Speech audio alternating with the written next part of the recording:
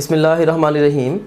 Let's start off our discussion with the next subsection, which is about muscle disorders. And I would like to ask you questions before going into the nitty-gritty of muscle disorders. A option is muscle fatigue, B option is cramp, C option is tetany, and D option is tetanus. And पहली statement हमारे पास physiological inability to contract a muscle is due to, basically by definition ये क्या है? This is muscle fatigue, the physiological inability to contract. Next statement है, which of the following condition can be caused due to low calcium level in the blood? Low calcium in the blood causes tetany. Charlie would be the best response to this statement. Next statement, tetanic contraction of entire muscle indicates, basically it indicates the cramp. Best response would be beta.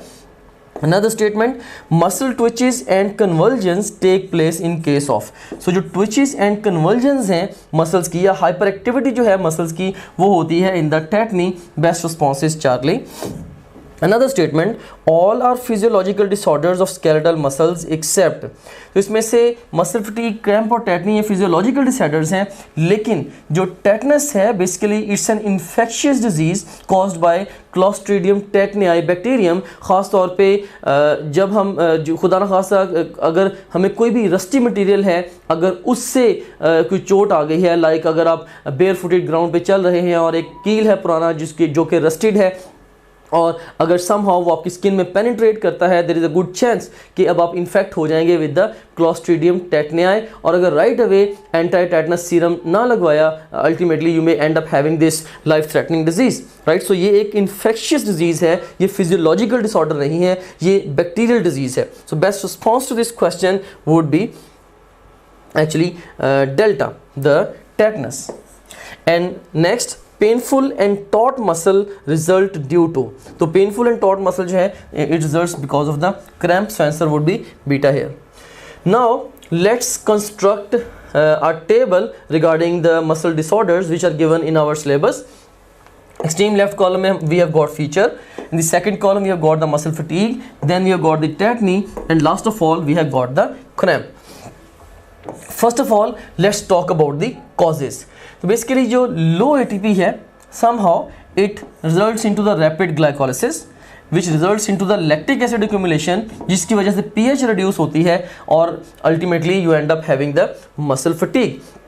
अब just imagine करें कि अगर आप gym में जाते हैं, पहले दिन आप डंबल्स को उठाते हैं, you start taking the exercise, right. So initially few minutes में पहले आपकी जो ATP है, जो एरोबिक रेस्पिरेशन से जो ATP आपकी सेल्स के अंदर आई हुई थी, लाइक प्रोड्यूस हुई हुई थी, वो कंज्यूम हुई. उसके बाद फिर क्रिएटिनिन फॉस्फेट की शक्ल में जो स्टोर्स थे वो भी कंज्यूम हो गए. Now still you are doing exercise और अभी आपको मजीद ATP चाहिए, right. If you need more ATP तो you have to have some way so as to generate this ATP, and the quickest way of generating the ATP is by generating it through the glycolysis, right. Instantly it will give you ATPs, but it will cost something, right. तो glycolysis के नतीजे में जो pyruvic acid produce होगा, pyruvic acid को parallel कह लें कि उस तरह से साथ ऑक्सीजन की सप्लाई नहीं होगी.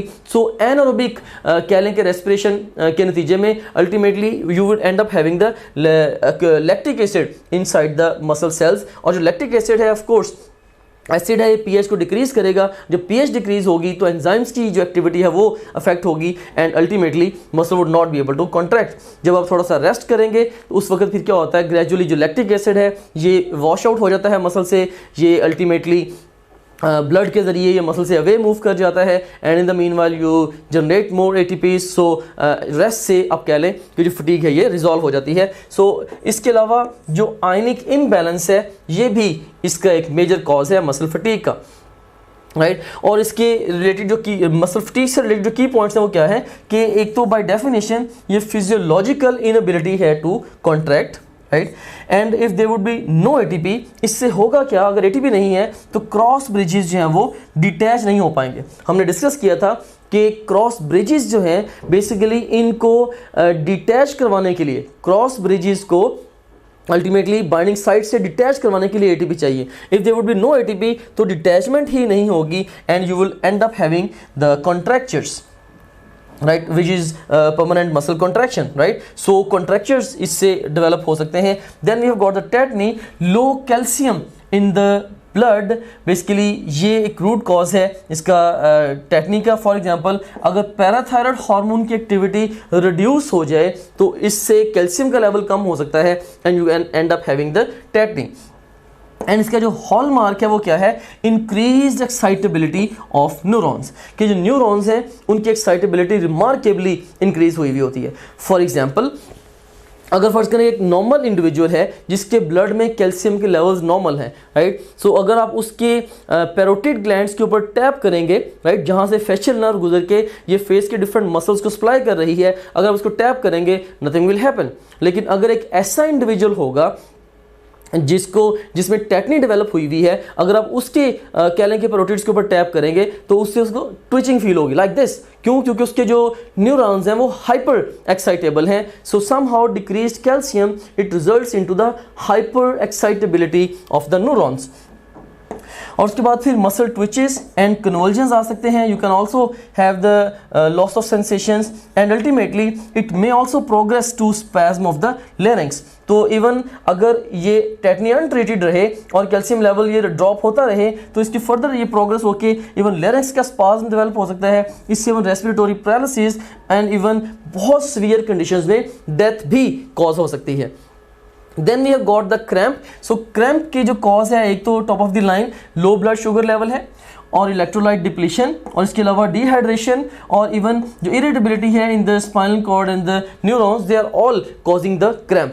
اوکے, جسٹ امیجن کریں کہ آپ ایک لمبے عرصے کے بعد like you go playing fit ball, right, so fit بال آپ ایک دم سے آپ دوڑ لگاتے ہیں, تھوڑی دیر کے بعد آپ تھک جاتے ہیں تو you are running and then you are not able to run. یہ کیا ہے؟ دس از fatigue.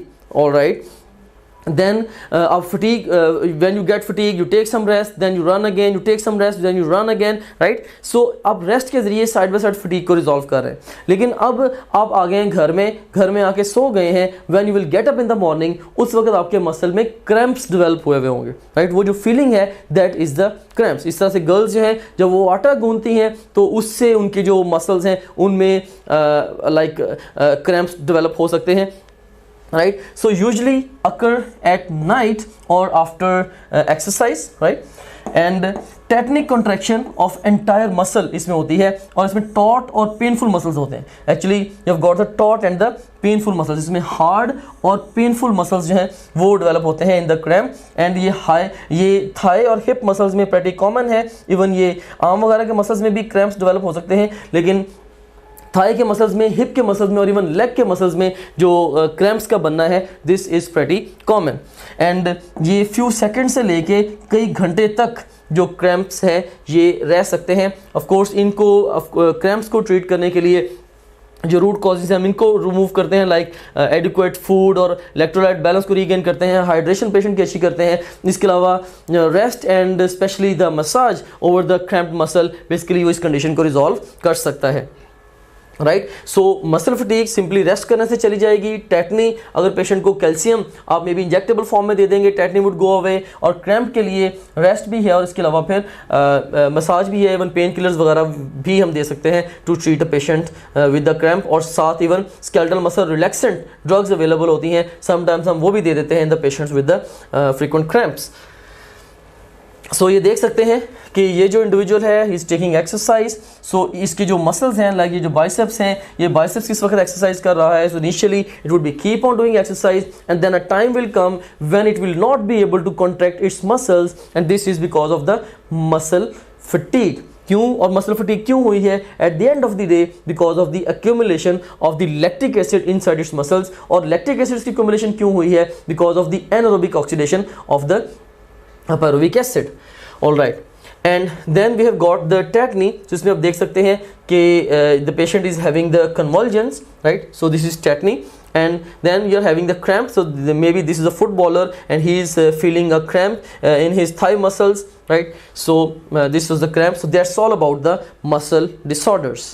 Don't join any traditional academy. National MD-CAT کی تیاری کے لیے traditional academy join نہ کریں. اگر آپ ٹریڈیشنل اکیڈمی جوائن کرنے کی بجائے آن لائن اکیڈمی جیسے کہ ٹاپ گریڈ ہے سے انٹری ٹیسٹ کی تیاری کرتے ہیں تو اس سے کیا فائدہ ہوگا؟ اس سے آپ 6 سے 8 گھنٹے ڈیلی بیسس پہ اپنی سیلف اسٹڈی میں ایڈ کر لیں گے. اور یاد رکھنا کہ سیلف اسٹڈی یہ سنگل موسٹ امپورٹنٹ فیکٹر ہے ان ڈیٹرمننگ the success of a student in the national academy. اور دوسرے نمبر پہ آپ کی پریپریشن فاسٹر، اسمارٹر اور مچ بیٹر ہوگی. And last but not the least, اگر آپ آن لائن تیاری کرتے ہیں اکیڈمی گئے بغیر، تو آپ 50,000 سے لے کے 1 لاکھ تک تقریباً اپنی جو کاسٹ ہے اس کو بھی سیو کریں گے. Rely on your own textbooks and topgrade.pk only.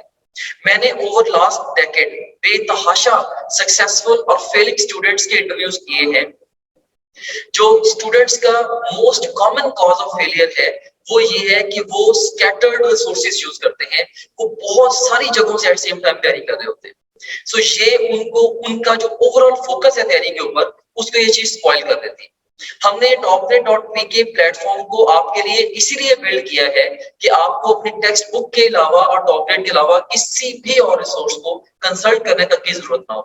So rely on your own text books. اب جس بھی پروونس سے ہیں، rely on your own text books and topgrade.pk only, کیونکہ آپ کی اپنی ٹیکسٹ بکس کے علاوہ جتنا کچھ بھی آپ کو چاہیے اپنے امتحان کی تیاری کے لیے وہ آلریڈی اس میں ٹاپ گریڈ میں موجود ہے.